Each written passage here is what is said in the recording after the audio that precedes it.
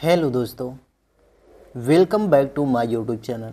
साथियों, एक बार फिर आप सभी का स्वागत है G K all exam by Sunil YouTube channel में।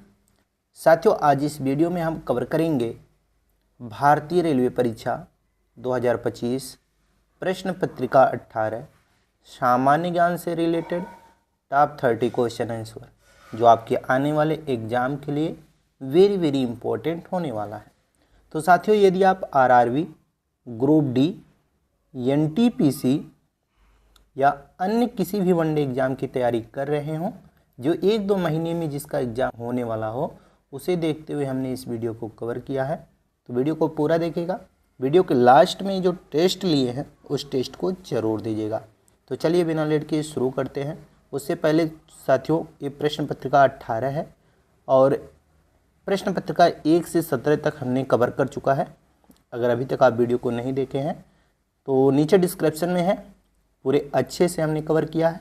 आप अच्छे से जाकर उसको देखकर रिवीजन कर सकते हैं। और यदि आपको पीडीएफ की आवश्यकता है तो आप हमारे मोबाइल नंबर जो यहाँ नीचे दिख रहा है इस पर व्हाट्सएप कर सकते हैं, आपको पीडीएफ मिल जाएगा। तो चलिए शुरू करते हैं आज का पहला क्वेश्चन। तो साथियों, पहला क्वेश्चन है, अंतर्राष्ट्रीय मजदूर दिवस कब मनाया जाता है। क्वेश्चन वेरी इंपॉर्टेंट और बहुत आसान भी क्वेश्चन है, आप सभी जानते ही होंगे। साथियों, हर साल 1 मई को अंतर्राष्ट्रीय मजदूर दिवस मनाया जाता है। कब मनाया जाता है? 1 मई को मनाया जाता है। नोट करिएगा साथियों, भारत समेत करीब 18 मुल्कों में 1 मई यानी कि 1 मई को अंतर्राष्ट्रीय मजदूर दिवस के रूप में मनाया जाता है। और इसको किस किस के नाम से जाना जाता है? तो देखिएगा, अगर आपसे एग्जाम में पूछे कि मजदूर दिवस कब मनाया जाता है तो 1 मई ही बताइएगा। अगर ये पूछे कि श्रमिक दिवस कब मनाया जाता है तब भी आप 1 मई ही बताइएगा, क्योंकि एग्जाम में कभी कभी उलट पलट कर क्वेश्चन पूछा जाता है तो आप लोग कंफ्यूज हो जाते हैं। तो कंफ्यूज बिल्कुल मत होइएगा। 1 मई option number D right answer करिएगा। चलिए अगला क्वेश्चन देखते हैं। क्वेश्चन नंबर 2 बताइएगा, जगन्नाथ मंदिर निम्न में से किस राज्य में स्थित है। क्वेश्चन ये भी वेरी इंपॉर्टेंट है और कई बार ये भी पूछा गया प्रश्न। तो इसका राइट आंसर करिएगा साथियों, जगन्नाथ मंदिर पूछ रहा है किस राज्य में स्थित है। तो साथियों, उड़ीसा राज्य के पुरी जिले में जगन्नाथ मंदिर स्थित है। उड़ीसा राज्य के पुरी जिले में जगन्नाथ मंदिर स्थित है, ध्यान रखिएगा। कभी कभी एग्जाम में ये भी पूछ लेता है कि जगन्नाथ मंदिर किस देवता को समर्पित है। तो सबसे पहले तो ऑप्शन ए इसका राइट आंसर करिएगा, उड़ीसा। और जब एग्जाम में ये पूछे कि किस देवता को समर्पित है तो बताइएगा शंकर यानी कि भोलेनाथ पर समर्पित है जगन्नाथ मंदिर, जो कि एक प्रसिद्ध हिंदुओं का मंदिर है। तो आप सभी को याद ही हो गया, उड़ीसा के पुरी जिले में जगन्नाथ मंदिर स्थित है। तो चलिए अगला क्वेश्चन देखते हैं। आपका अगला क्वेश्चन है क्वेश्चन नंबर 3, नरौरा विद्युत केंद्र निम्नलिखित में से कहाँ स्थित है। Very important question. ये भी प्रश्न कई बार एग्जाम में पूछा गया है, तो आपके लिए वेरी इंपॉर्टेंट है साथियों, ध्यान रखिएगा। नरौरा विद्युत केंद्र कहाँ स्थित है, जब ये प्रश्न आपसे पूछा जाए तो इसका राइट आंसर बताइएगा साथियों। नरौरा विद्युत केंद्र जो है वो स्थित है साथियों उत्तर प्रदेश राज्य में। कहाँ स्थित है? उत्तर प्रदेश में। तो आपका राइट आंसर क्या होगा? Option number B. कितने लोग उत्तर प्रदेश बताए हैं? बिल्कुल राइट आंसर बताए हैं। तो नरौरा उत्तर प्रदेश राज्य में स्थित है। चलिए अगला क्वेश्चन देखते हैं। क्वेश्चन नंबर 4, भारत की सबसे ऊंची मूर्ति निम्न में से कौन सी है। आप सभी जानते हैं ये प्रश्न इम्पोर्टेंट तो नहीं है, पर हाँ आपके आने वाले एग्जाम में देखा जा सकता है। तो ध्यान जरूर रखिएगा साथियों, क्योंकि जब ये प्रश्न पूछा जाए कि भारत की सबसे ऊंची मूर्ति कौन सी है तो आप सभी जानते ही हैं स्टैचू ऑफ यूनिटी जो है वो भारत की सबसे ऊंची मूर्ति है। तो ऑप्शन नंबर जो आपका बी है वो आपका राइट आंसर होगा। चलिए अगला क्वेश्चन देखते हैं। क्वेश्चन नंबर 5, नवाब वजीर किस राज्य के शासक कहलाते थे? बताइए साथियों, नवाब वजीर जो थे वो किस राज्य के शासक कहलाते थे, ये आपका क्वेश्चन। और इसका राइट आंसर करिएगा अवध के नवाब कहलाते थे। नवाब वजीर किस राज्य के शासक कहलाते थे? तो अवध के नवाब कहलाते थे नवाब वजीर। तो ऑप्शन सी राइट आंसर करिएगा। नेक्स्ट क्वेश्चन है, इंकलाब जिंदाबाद का नारा निम्नलिखित में से किसने दिया था? इंकलाब जिंदाबाद का नारा आप सभी लोगों ने बहुत ही लगाया होगा और बहुत ही सुना भी होगा। तो ये नारा किसने दिया था? जी बिल्कुल राइट आंसर होगा option number D, Bhagat Singh. Bhagat Singh right answer होगा आपका। भगत सिंह ने इंकलाब जिंदाबाद का नारा दिया था। So option D right answer करिएगा। नेक्स्ट क्वेश्चन है आपका क्वेश्चन नंबर 7, निम्नलिखित में से कौन से संत महाराष्ट्र के थे? यानी कि इनमें से कौन से संत हैं जो महाराष्ट्र के हैं? ऑप्शन ए है मैत्रेयी, बी है त्यागराज, सी है तुकाराम और डी है व्यास। तो इसका राइट आंसर करिएगा साथियों तुकाराम। तुकाराम एक ऐसे संत हैं जो महाराष्ट्र से संबंधित है, जिनका ये प्रश्न कई बार रिपीट हुआ है। तो आप लोग ध्यान रखिएगा, ऑप्शन नंबर सी आपका राइट आंसर हो जाएगा। चलिए अगला क्वेश्चन है, विश्व जल दिवस निम्न में से कब मनाया जाता है? Very very important question. विश्व जल दिवस निम्नलिखित में से कब मनाया जाता है, ये आपका क्वेश्चन। और इसका राइट आंसर करिएगा साथियों, हर साल 22 मार्च को विश्व जल दिवस के रूप में मनाया जाता है। तो option number D right answer करिएगा। विश्व जल दिवस हर साल 22 मार्च को मनाया जाता है। तो ऑप्शन डी आपका क्या होगा? राइट आंसर होगा। चलिए अगला क्वेश्चन देखते हैं। तो साथियों आपका अगला क्वेश्चन है क्वेश्चन नंबर 9। देखिएगा, नोबेल पुरस्कार प्राप्त करने वाला प्रथम भारतीय कौन था? Most important question, very very important question है। ध्यान रखिएगा, जब ये प्रश्न पूछे तो इसका राइट आंसर करिएगा रविन्द्रनाथ टैगोर नोबेल पुरस्कार प्राप्त करने वाले प्रथम भारतीय हैं। तो इन्होंने कब नोबेल पुरस्कार प्राप्त किया था? तो देखिएगा साथियों, इन्होंने जो पहला नोबेल पुरस्कार प्राप्त किया था वो 1901 में किया था।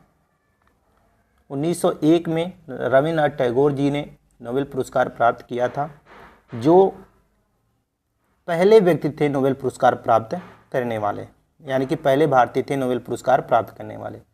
और एक चीज़ और देखिएगा, यहाँ पर कभी कभी ये पूछा जाता है कि जो साहित्य के क्षेत्र में नोबेल पुरस्कार रविन्द्रनाथ टैगोर जी को दिया गया था वो किस कृति पर दिया गया था? तो इनका कृति था साथियों गीतांजलि। गीतांजलि नामक कृति पर रविन्द्रनाथ टैगोर जी को 1913 में नोबेल पुरस्कार से सम्मानित किया गया था। तो इस चीज़ को भी आप ध्यान रखिएगा। पहला नोबेल पुरस्कार 1909 में इनको मिला था, ये भी आप ध्यान रखिएगा। अगला क्वेश्चन है आपका क्वेश्चन नंबर 10। शिवाजी का राज्याभिषेक निम्न में से कहाँ हुआ था? शिवाजी का राज्याभिषेक निम्न में से कहाँ हुआ था, ये आपका क्वेश्चन। और इसका राइट आंसर करिएगा रायगढ़ में शिवाजी का राज्याभिषेक हुआ था। So option A right answer करिएगा। नेक्स्ट क्वेश्चन है क्वेश्चन नंबर 11। भारतीय संविधान के किस अनुच्छेद के तहत हिंदी को संघ की आधिकारिक भाषा घोषित किया गया था?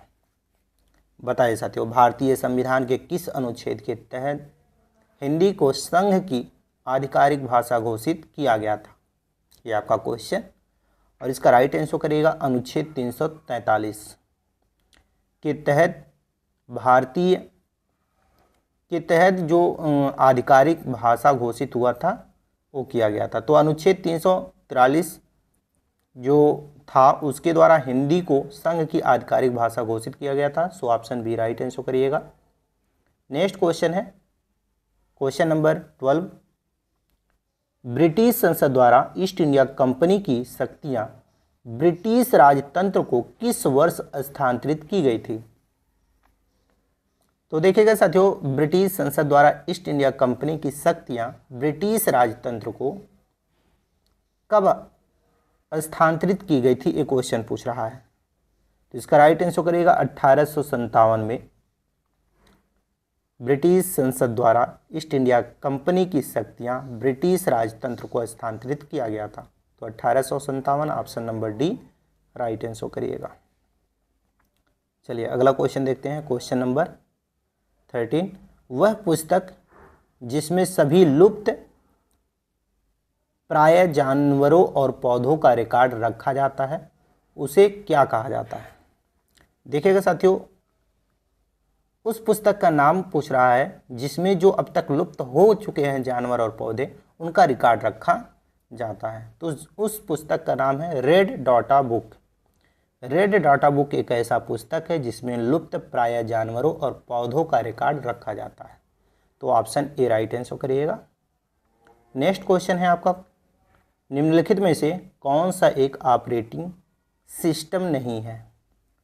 बताइएगा साथियों, इनमें से कौन सा एक ऑपरेटिंग सिस्टम नहीं है? तो राइट आंसर करिएगा साथियों जावा।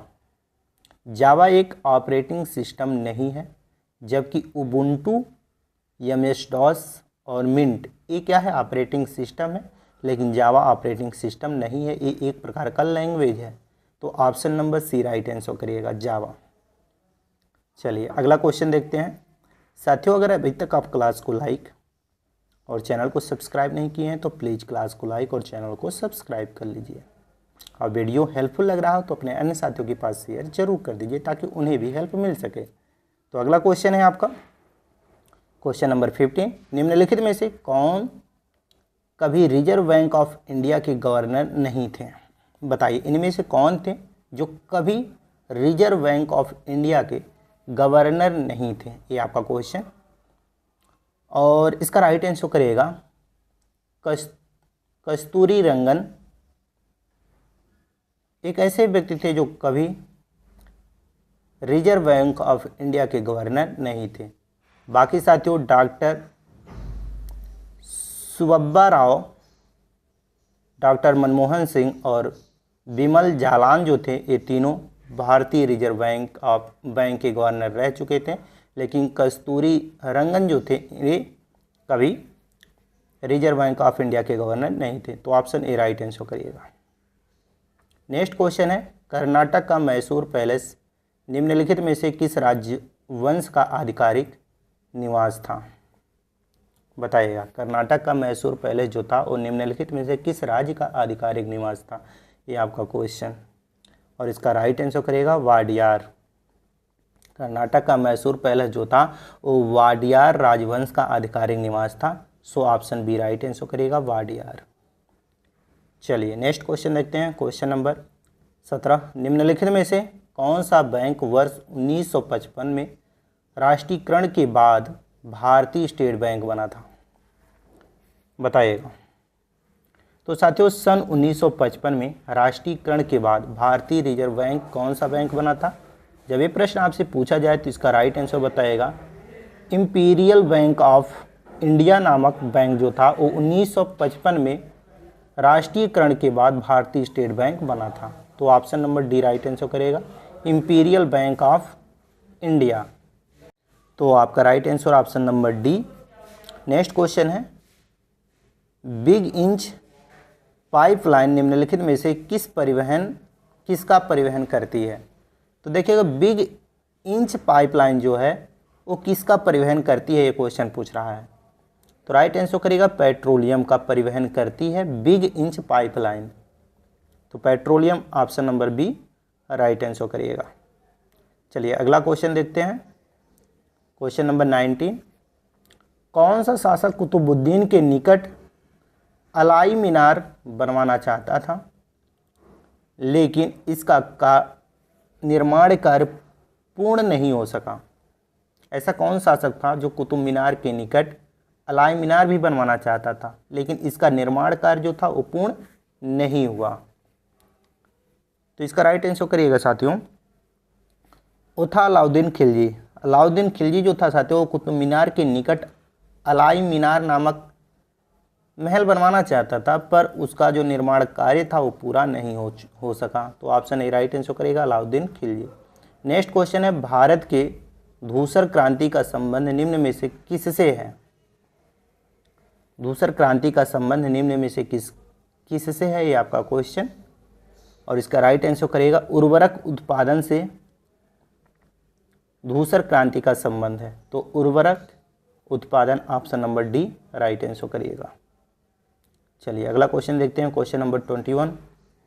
अंग्रेजों द्वारा कोलकाता में संगमरमर की एक विशाल इमारत का निर्माण कराया गया था जो ताजमहल की प्रतिकृति है। इस इमारत का क्या नाम था? तो देखिएगा साथियों, अंग्रेजों द्वारा कोलकाता में संगमरमर की एक विशाल इमारत का निर्माण कराया गया था और जो कि ताजमहल की एक तरह से कॉपी था। उसका नाम पूछ रहा है क्या था? तो उसका नाम था साथियों Victoria Memorial. Option number B note कर लीजिएगा, विक्टोरिया मेमोरियल था उस इमारत का नाम जो ताजमहल की प्रतिकृति के रूप में बनाया गया था। तो ध्यान रखिएगा, ऑप्शन नंबर बी आपका राइट आंसर होगा। नेक्स्ट क्वेश्चन है क्वेश्चन नंबर 22। पहली पंचवर्षीय योजना का मुख्य उद्देश्य भारत में कृषि की स्थिति में सुधार करना था। ये योजना किस वर्ष शुरू हुई थी? तो देखिएगा, पहली पंचवर्षीय योजना का मुख्य उद्देश्य भारत में कृषि की स्थिति को सुधार करना था और यह योजना शुरू की गई थी साथियों 1951 में। कब की गई थी? 1951 में। तो option number D right answer करिएगा 1951। चलिए अगला क्वेश्चन देखते हैं, क्वेश्चन नंबर 23। निम्नलिखित देशों में से किसने कोपा अमेरिका सॉकर टूर्नामेंट 2019 जीता? तो देखिए, कोपा अमेरिका सॉकर टूर्नामेंट 2019 का खिताब किसने जीता, एक क्वेश्चन पूछा जा रहा है। तो इसका राइट आंसर करिएगा ब्राज़ील। ब्राज़ील ने कोपा अमेरिका सॉकर टूर्नामेंट 2019 अपने नाम किया था, यानी कि जीता था। तो ऑप्शन बी राइट आंसर करिएगा ब्राज़ील। नेक्स्ट क्वेश्चन है क्वेश्चन नंबर 24। निम्नलिखित में से तृतीय मैसूर युद्ध कब से कब तक लड़ा गया था? बताइएगा साथियों, निम्नलिखित में से तृतीय मैसूर युद्ध कब से कब तक लड़ा गया था, ये आपका क्वेश्चन। और इसका राइट आंसर करिएगा साथियों, तृतीय मैसूर युद्ध लड़ा गया था 1790 से 92 ईस्वी में। कब लड़ा गया था? 1790 से 92 ईस्वी में। तो ऑप्शन नंबर जो आपका ए दिया गया है वो आपका राइट आंसर होगा। चलिए अगला क्वेश्चन देखते हैं, क्वेश्चन नंबर 25। मानव के विक्की में किसके द्वारा घुलनशील नाइट्रोजन यौगिकों के रूप में उत्सर्जित उत्पादों को हटाया जाता है? तो साथियों, मानव की विक्की में पूछ रहा है किसके द्वारा घुलनशील नाइट्रोजन यौगिकों के रूप में उत्सर्जित उत्पादों को हटाया जाता है, ये आपका क्वेश्चन। और इस क्वेश्चन का राइट आंसर करेगा नेफ्रॉन के द्वारा मानव के विक्की में घुलनशील नाइट्रोजन यौगिकों के रूप में जो उत्सर्जित उत्पाद होते हैं उसको हटाया जाता है। तो nephron, option C right answer करिएगा। नेक्स्ट क्वेश्चन है आपका क्वेश्चन नंबर 26। निम्नलिखित में से कौन सा मानव आँख का एक हिस्सा नहीं है? यानी कि निम्नलिखित में से कौन सा मानव की आँख का एक हिस्सा नहीं है? तो आप सभी जानते हैं पुतली आँख का हिस्सा है, कॉर्निया आँख का हिस्सा है और कर्णवर्त जो है वो भी आँख का हिस्सा है, जबकि पश्चिमा भी मांसपेशियाँ जो होता है ये आँख का हिस्सा नहीं है। तो ऑप्शन नंबर आपका डी राइट आंसर होगा पश्चिमा भी मांसपेशियाँ। तो डी राइट आंसर करिएगा। चलिए अगला क्वेश्चन देखते हैं, क्वेश्चन नंबर 27। पंचायती राज संस्था की स्थापना करने वाला पहला भारतीय राज्य कौन सा था? तो पंचायती राज संस्था की स्थापना करने वाला पहला भारतीय राज्य राजस्थान था। So option A right answer करिएगा राजस्थान, यानी कि 27 का right answer Rajasthan, option A होगा। नेक्स्ट क्वेश्चन है क्वेश्चन नंबर 28। निम्नलिखित में से कौन सी भाषा संयुक्त राष्ट्र की 6 भाषाओं में से एक आधिकारिक भाषा है? तो देखिएगा, ये जो चीनी भाषा है, ये संयुक्त राष्ट्र की छठा भाषा के रूप में, यानी कि छठा आधिकारिक भाषा है, ऐसा भी कह सकते हैं। यहाँ पर पूछ रहा है कि निम्नलिखित में से कौन सी भाषा संयुक्त राष्ट्र की छठा राजभाषाओं में से एक आधिकारिक भाषा है? तो है चीनी भाषा। तो ऑप्शन डी राइट आंसर करिएगा, चीनी लैंग्वेज। नेक्स्ट क्वेश्चन है आपका क्वेश्चन नंबर 29। जमीन में पानी के रिसने की प्रक्रिया को किसके रूप में जाना जाता है? जो ज़मीन में पानी का रिसाव होता है, वो जो प्रक्रिया होती है वो किस रूप में जाना जाता है? ये आपका क्वेश्चन है और इसका राइट आंसर करिएगा, अंतःस्यंदन के रूप में जाना जाता है। अंतःस्यंदन, option number B right answer करिएगा। नेक्स्ट क्वेश्चन है 30 नंबर। रविन्द्रनाथ टैगोर को किस पुस्तक के लिए साहित्य के नोबेल पुरस्कार से सम्मानित किया गया था? ये आपका क्वेश्चन। तो देखिएगा साथियों, रविन्द्रनाथ टैगोर जी को जो साहित्य में नोबेल पुरस्कार मिला था, उस पुस्तक का नाम था गीतांजलि। गीतांजलि में साथियों इनको नोबेल पुरस्कार से सम्मानित किया गया था और यह भारत के प्रथम भारतीय थे जिनको नोबेल पुरस्कार से सम्मानित किया गया था। ये भी क्वेश्चन पूछा जाता है कभी कभी, तो इसको भी आप नोट कर लीजिएगा। तो ऑप्शन बी इसका भी राइट आंसर करिएगा। ये 30 क्वेश्चन था। इसके बाद 2 क्वेश्चन है जो कि आपका टेस्ट है। यहाँ पर देखिएगा, पहला टेस्ट, दूसरा टेस्ट। पहला टेस्ट है रिहंद बांध निम्नलिखित में से किस राज्य में स्थित है? इसका राइट आंसर आप लोग नीचे कमेंट में बताएं। दूसरा टेस्ट है आपका, किसने कहा था दिल्ली अभी दूर नहीं है? इसका भी राइट आंसर आप नीचे कमेंट में बताएं, जो कि आपका टेस्ट है। ये दोनों टेस्ट हैं, नीचे कमेंट में आप अपना टेस्ट जरूर दीजिएगा। बाकी आप लोगों को ये वीडियो कैसा लगा? यदि वीडियो हेल्पफुल लगा तो वीडियो को लाइक करिए, शेयर करिए अपने अन्य साथियों के पास, ताकि उन्हें भी इस वीडियो के माध्यम से कुछ हेल्प मिल सके। बाकी साथियों, चैनल पर पहली बार आए हो तो चैनल को सब्सक्राइब करके बेल आइकन को ऑन कर लीजिए नई वीडियो का नोटिफिकेशन पाने के लिए। चलिए इसी के साथ मिलते हैं नेक्स्ट वीडियो में, तब तक के लिए जय हिंद।